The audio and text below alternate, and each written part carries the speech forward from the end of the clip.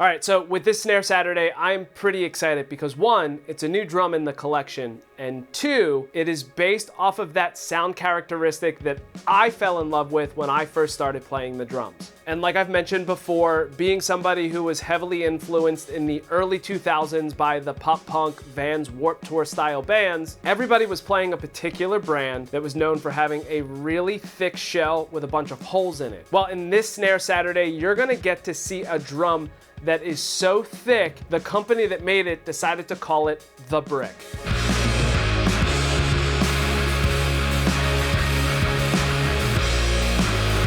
Yo, what's going on everybody? Nick Costa here, and in this video, you're gonna get a chance to hear a Ludwig Epic The Brick snare drum. This was a drum that Ludwig produced as part of their Epic series, and this drum is 20 plies thick. Now, before we dive into this video, make sure you hit the subscribe button, as well as the bell notification. That way you're notified of any additional content that I upload to the channel. So in the early 2000s, specifically in the alternative rock, somewhat in the pop era, the ideal snare sound was really tight, direct, and punchy. And there was one brand in particular that was known for having really thick plied drums with holes in it. You know, Orange County Drums and Percussion, which almost any drummer on the Vans Warped Tour, pop punk, rock, even metal scene were playing these drums. Now, rather than making a drum that had a bunch of holes in it to make it dry and very direct, Ludwig decided to make a drum that was just really thick. As a matter of fact, 20 plies. And the drum is so heavy, it is nicknamed the Brick. So let's talk about the specs of this drum. This is a 20 ply birch snare drum. So this drum shell is 15 millimeters thick. And for those who need an American measurement, that's about a ½ inch. To be particular, it is 0.59 inches. Now, in comparison, the standard steam bent solid shell drum is about a ½ inch thick, and those drums are much thicker than your standard ply snare drum. Now, the shell size is 7 by 14, which is depth by diameter. Now, the Brick was outfitted with 2.3 millimeter triple flange hoops on both the top and the bottom. Ludwig's Epic Keystone designed lugs. Now, these lugs are single-sided to make sure that they can withhold high tensions, unlike a double-sided lug that might be in the middle of the shell. Finally, the drum is outfitted with a generic throw-off, and unfortunately, the spacing is a little bit larger than the standard P88, P87, P85 throw-off, any other Ludwig throw-off. So unfortunately, a new P88 AC throw-off will not fit. But that's okay because the throw-off on this particular drum actually works. Finally, the drum is outfitted with a set of generic snare wires.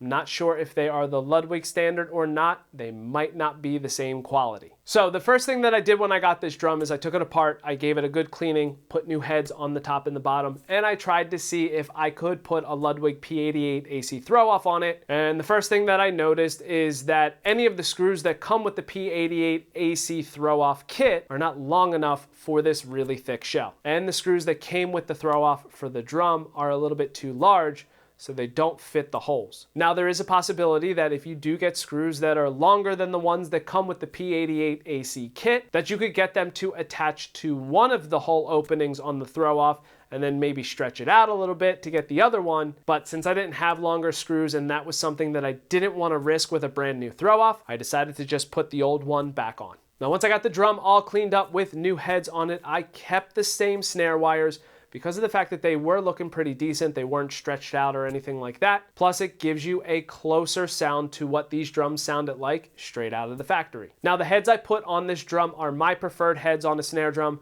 which are a Remo Ambassador X coated on the top and an Ambassador snare side on the bottom. Because this drum is a pretty thick ½ inch shell, it doesn't make sense to me to put a heavier head like a CS dot or a 2-ply head on the drum. There's a possibility this drum is already going to be a bit drier, maybe a little more choked out sounding than what we're used to hearing with a snare drum. But there's only one way to find out, which is doing a snare demo. So in this video, just like every other Snare Saturday video, I'm gonna play this drum through a few different tunings. I'm gonna start out in the low tuning and work my way up to a higher tuning. So enough of me talking. Let's dive in.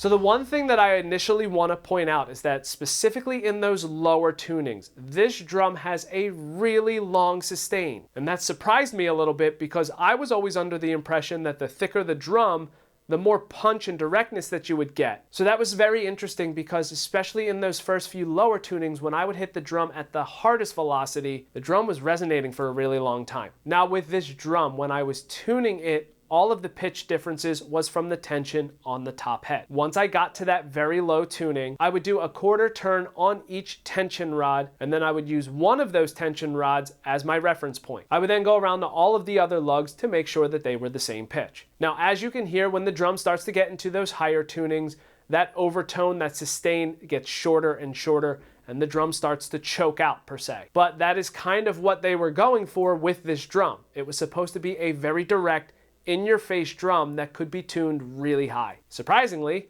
it works in a really low tuning too. But either way, I would love to get your feedback and what you thought of this drum, so make sure that you leave it in the comment section below, letting me know. Now, if you have any questions on this drum, feel free to leave that in the comment section as well, and I will try my best to answer them. And if you have any other additional questions, maybe on how I was tuning the drum beyond a quarter turn of each tension rod between the tunings, or maybe even the gear that I'm playing, you can also leave that in the comment section as well, and I will try my best, like everything else, to answer for you. Now, if you enjoyed this video and you want to see some of the earlier videos from the Snare Saturday series, I've put a link to the playlist in the description below, and I'll also have it come up right here to make it a bit easier for you. Finally, if you enjoyed this video, please make sure to give it a thumbs up. That way it makes it a little bit easier for others to find it. And that is it. Thank you so much for checking out this video on a Ludwig Epic The Brick snare drum.